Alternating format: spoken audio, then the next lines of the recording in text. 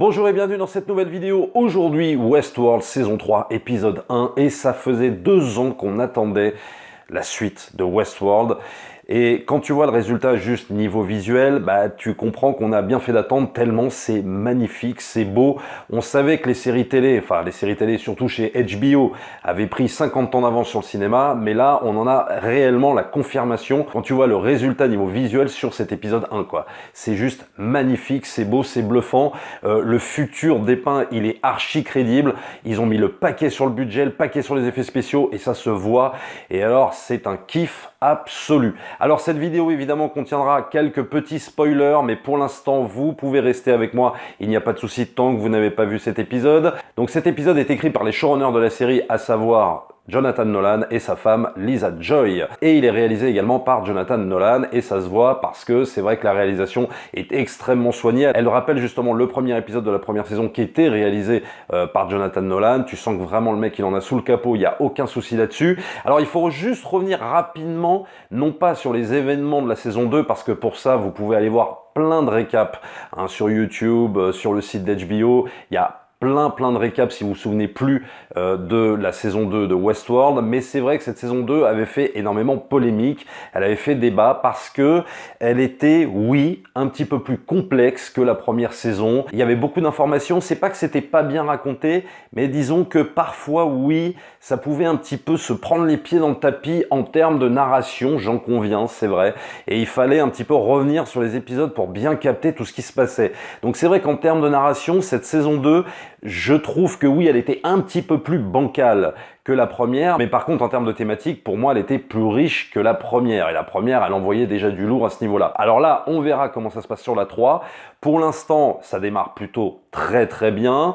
Je vais vous dire mon ressenti global sur cet épisode, j'ai vraiment adoré, si ce n'est peut-être au milieu de l'épisode, non pas un coup de mou, mais peut-être une storyline entre Dolores et un autre personnage que j'ai trouvé un petit peu moins fort. Bon, mais j'en parlerai un petit peu rapidement dans la partie spoiler, sinon tout le reste est absolument génial. On te remet dans l'ambiance, mais on s'affranchit, si tu veux, de l'idée des parcs, en tout cas pour l'instant, peut-être qu'on va y revenir, mais pour l'instant on s'affranchit un petit peu de cette idée des parcs, tout en faisant évidemment un lien avec ce qui s'est passé dans la première et la deuxième saison. Alors juste là, je vais revenir sur la toute fin de la saison 2, donc si vous ne l'avez pas vu, vous devez quitter la vidéo, je suis désolé. Pour ceux qui l'ont vu, donc il faut juste rappeler que à la fin, Dolores, sous les traits de Charlotte, s'en va donc du parc, après avoir mené une révolution au sein du parc. Elle s'enfuit avec 5 consciences, 5 cerveaux en fait de robots, dont celui de Bernard. Et en gros, la saison 2 se terminait de cette façon-là.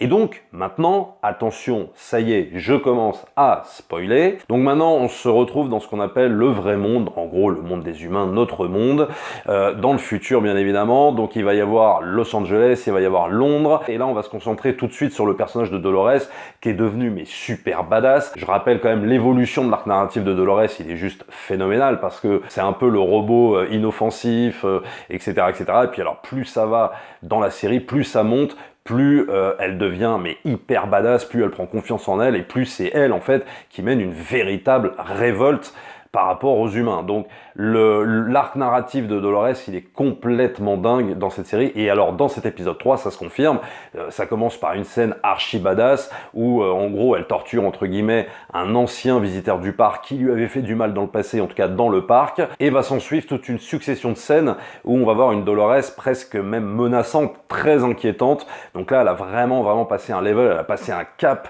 en termes d'évolution de personnage qui est quand même super bluffant. Alors on va avoir un nouveau personnage, pour le coup interprété par notre cher Aaron Paul, et oui, issu de Breaking Bad. Alors là, pour le coup, c'est vrai qu'on pourrait peut-être reprocher qu'Aaron Paul, il joue un peu toujours les mêmes rôles, parce que c'est vrai que là, il joue encore le rôle, on va dire oui, d'un petit peu d'un loser. Bon, l'important n'est pas forcément, oui, qu'il joue un petit peu le même type de rôle. L'important surtout, c'est ce qu'on va lui donner en termes de scénario, en termes de personnage. Et là, tu sens que le personnage peut être super intéressant. Donc là, il joue le personnage de Caleb, et Caleb, c'est un mec qui pose pose de la fibre dans les immeubles et qui accepte des missions comme ça en mode presque GTA, on se croirait dans GTA, via un réseau social. Et à ses heures perdues, en fait, il utilise ce réseau social pour aller faire des espèces d'activités criminelles pour gagner de l'argent dans l'espoir de sauver sa mère qui est malade. Et ce qui est super intéressant, c'est qu'on va voir des flashbacks concernant sa vie. Donc on apprend que c'était un vétéran d'une guerre, alors je ne sais pas quelle guerre, mais on va voir que c'est quelqu'un, oui, qui souffre de problèmes post-traumatiques en fait par rapport à cette guerre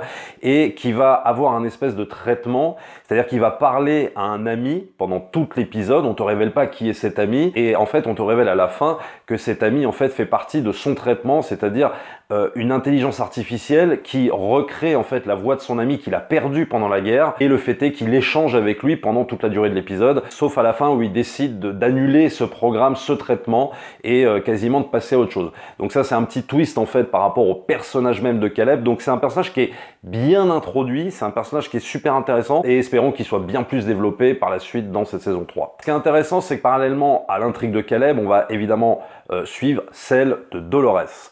Et en fait, on va mettre ces deux intrigues en parallèle dans le but de les faire se rencontrer à la fin de l'épisode. Parce que dans l'autre partie de l'épisode, on va suivre Dolores qui va s'approcher en fait d'une nouvelle société, une société qui contrôle les nouvelles technologies à Los Angeles et pour lequel Dolores va rechercher un système d'intelligence artificielle. On va suivre cet arc-là aussi dans l'épisode. C'est pas ce que je trouve le plus passionnant dans l'épisode par rapport à ce passage-là, je trouve, si ce n'est que ça va amener à quelque chose évidemment de super intéressant, en tout cas beaucoup d'action, où Dolores va devoir se rebeller contre ceux qui l'ont enlevé au sein de cette même société et tout ça, et ça va amener justement à la rencontre entre elle et Caleb, puisqu'elle va être blessée. Et donc l'idée, c'est de faire rencontrer ces deux personnages. Alors peut-être qu'on pourrait reprocher là que les deux personnages, que la rencontre de ces deux personnages se fasse un petit peu facilement, que ce soit un peu téléphoné, on va dire.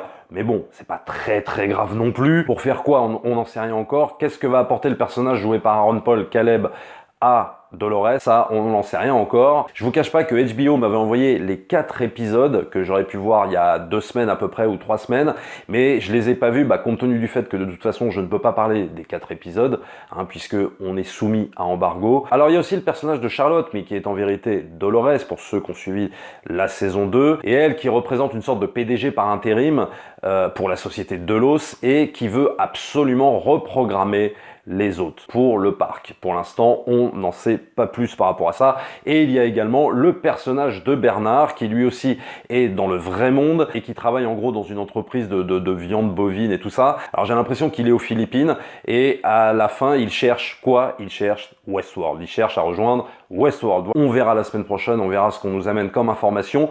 Pas de traces de William dans cet épisode et on pense qu'il n'y aura pas de traces de Maeve non plus dans cet épisode, mais si, puisqu'il y a une scène post-générique à la fin dans lequel Maeve se réveille. Donc l'a-t-on reprogrammé puisque normalement à la fin de la saison 2, il me semble qu'elle était morte, elle était laissée pour morte. Donc l'a-t-on reprogrammé et on l'a mis dans un nouveau parc, dans War World, où c'est un parc là pour le coup qui recrée l'ambiance superbe de la Seconde Guerre mondiale. Voilà. Alors donc en gros, elle se retrouve dans un appartement, on sait pas trop où elle est au début, et le truc c'est qu'elle ouvre la fenêtre et elle se retrouve dans une espèce de village où tu as des soldats allemands, etc., etc. Donc elle est dans un nouveau parc. Donc vivement qu'on puisse voir son arc à elle aussi, et de voir le lien qu'elle aura aussi avec Dolores. Alors on peut voir certains trucs dans les trailers, je vais pas en parler là comme ça, on va pas parler non plus du grand méchant de la saison 3, on en parlera quand il apparaîtra dans les épisodes, j'en parlerai évidemment en temps voulu. Comment va se passer son opposition avec Dolores, comment va se passer toutes ces choses-là, on le verra évidemment dans les prochains épisodes. En tout cas, c'était un très bon épisode pour bien redémarrer. On a vraiment l'impression là pour le coup que la saison 3 va peut-être s'affranchir avec tous les codes mis en place dans la première et la deuxième saison, même si le personnage de Maeve va rester évidemment dans la thématique du parc, puisqu'elle est remise dans ce parc recréé dans la Seconde Guerre mondiale. Mais en tout cas, tout ce qui concerne l'arc narratif de Dolores et maintenant du coup celui d'Aaron Paul, celui de Caleb, ça va être complètement différent de ce qu'on a vu. Mais aussi, il va y avoir évidemment toute cette thématique de la révolution menée par Dolores qui était déjà engendrée dans la saison 2. Ça va être à mon avis passionnant. Et puis alors, je reviens sur le visuel, c'est juste extraordinaire. J'espère que bah voilà, ça va continuer à nous épater comme ça visuellement, parce que là, c'est vraiment très très beau. En plus d'être archi crédible, je veux dire, il n'y a aucun doute, on y croit vraiment à ce futur. On a des scènes de nuit, on a des scènes de jour qui sont vraiment mais super belles à regarder, quoi. Vraiment, hein, ça vaut vraiment le coup. On a de l'action, on a du suspense. C'est pas toujours hyper simple à comprendre, si ce n'est que je trouve pour l'instant bah, que c'est un peu plus simple à capter que la saison 2. Voilà, on verra où est-ce qu'elle nous emmène cette saison 3, mais pour l'instant, putain, ça démarre, mais alors très fort. Abonnez-vous à la chaîne, likez, partagez, bien sûr, comme d'habitude. N'hésitez pas aussi à vous rendre sur le lien Utip pour soutenir la chaîne, c'est très important. Nous, on se retrouve très vite dans une prochaine vidéo, à savoir Better Call Saul, épisode 4 et 5. Ciao!